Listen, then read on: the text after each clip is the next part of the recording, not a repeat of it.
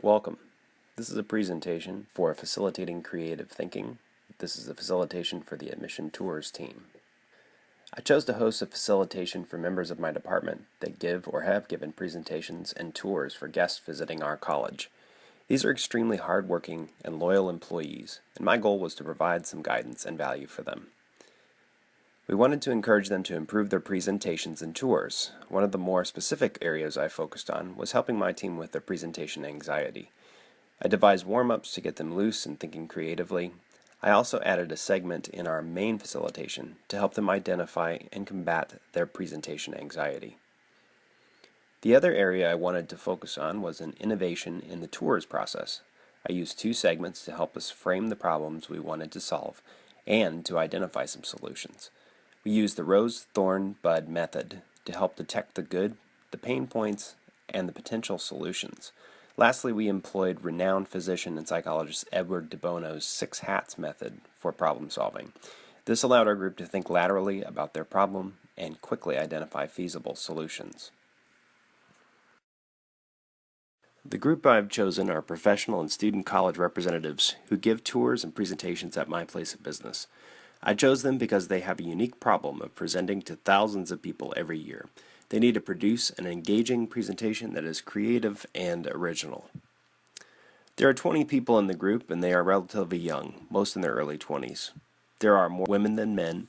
They are a diverse and eclectic group with several different cultures and identities. This gives our cohort a rich cultural pool from which they can pull creativity, like what Johansson mentions in the Medici effect. There are more accomplished presenters on the professional staff. The biggest difficulty with this group was timing and scheduling. They have a very heavy workload of tours, presentations, calls, emails, and meetings. The students I'll work with have a chaotic class schedule. So, for the warm-up activity, we met in the Visitor Center in Petter Hall. I had several, but not all, of the members that I had originally asked to attend. I laid out the overall plan and the goals for the project.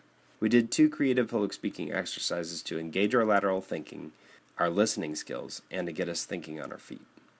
The 2 activities were My Friend's Fictitious Life and The Continuous Story, both improv acting exercises.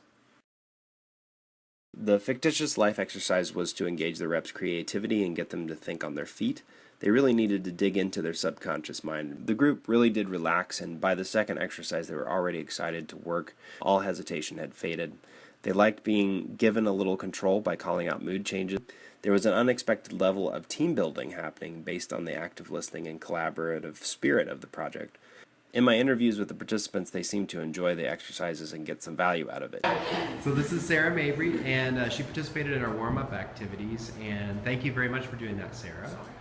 Would you just elaborate a little bit on what you liked about it? Was there anything you might change about that?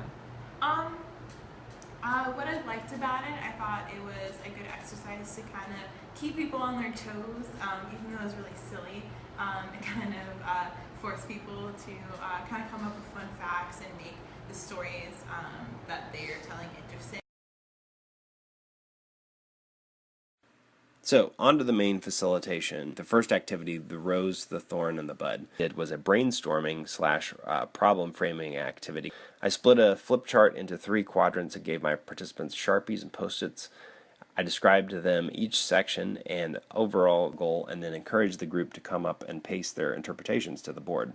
We found some triangulation in the thorns that manifested itself in 2 problems: guest engagement and internal communication. We also identified several potential buds or solutions to these problems. The reason why I selected this activity was that I definitely needed a problem framing exercise to unify and focus the group. People were happy to come up and place their Post-its. I grouped the Post-its into the trends that I saw forming, and I asked the group to hold these ideas in the back of their minds as we shifted gears to the next section. Here's what some of the participants had to say.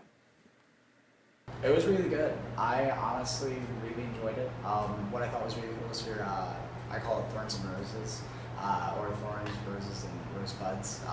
That's actually a trick that my friends and I would use whenever we would go camping. And afterwards it was really cool because then we could see what we needed to improve on, what was good, what was bad, and just kind of see what was really nice about it. Also, it was really cool because we got to pitch good ideas and suggest ideas and changes that could actually happen. And it was a democratic process. I really like the interactive part because that keeps us awake really like on our toes.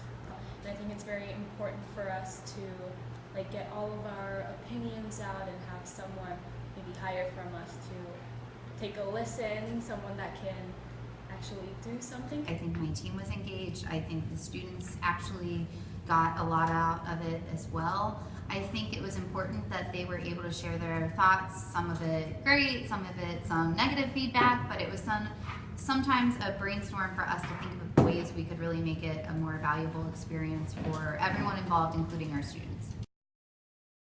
The second portion of the facilitation was the combating anxiety exercise. I drew a diagram of a see-through person, complete with butterflies in the stomach, not enough oxygen heading to the brain, and a rapidly beating heart.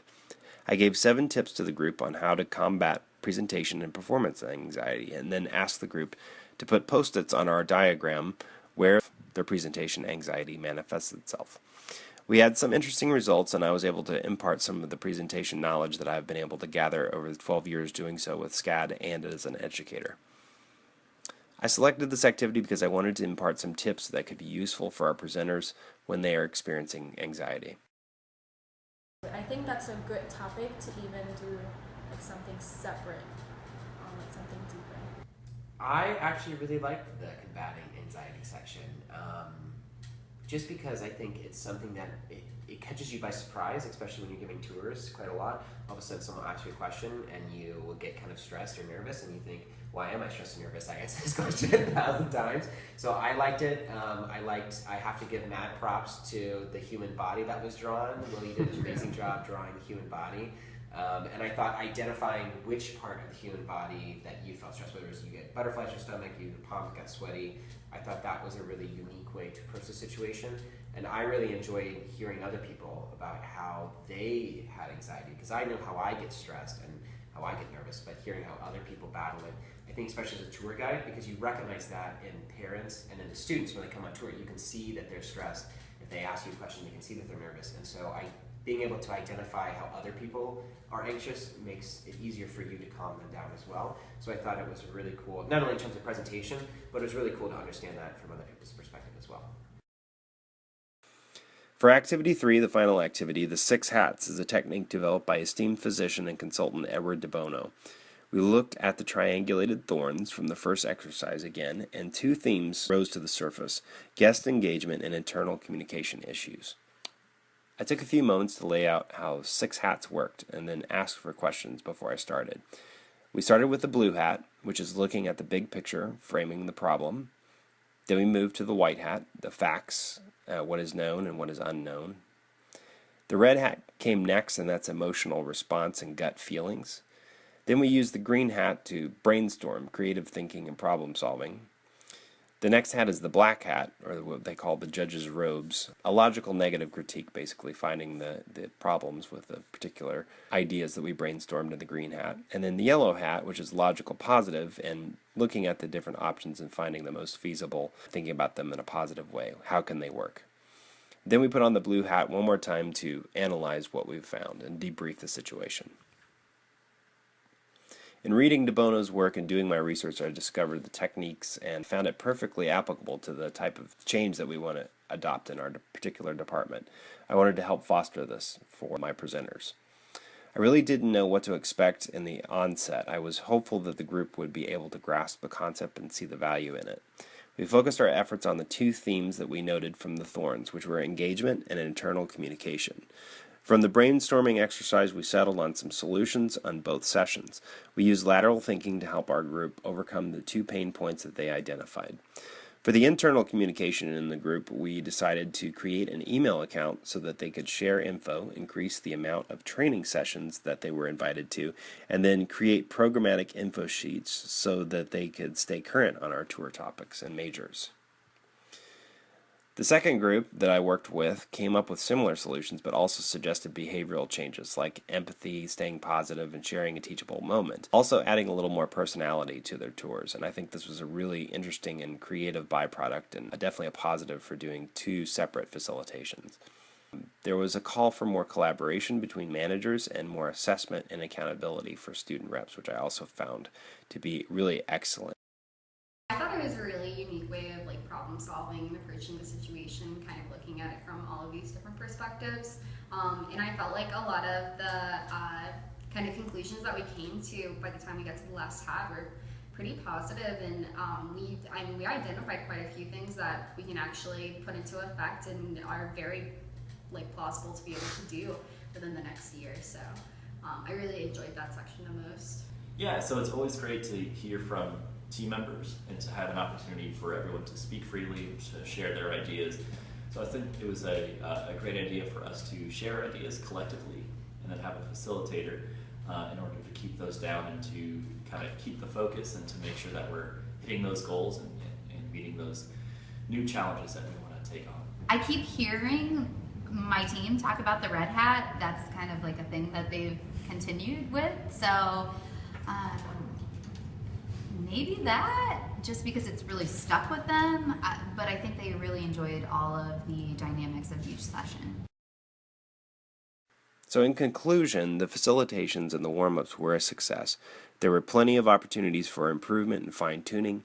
In hindsight, I would have directed the group to clarify the problems a little more clearly in the rose, thorn, bud exercise so that we had more defined pain points to use the lateral thinking methods on. This was a novel approach, and the sheer fact that the reps' ideas were listened to and considered gave them a level of engagement that they were not previously accustomed to.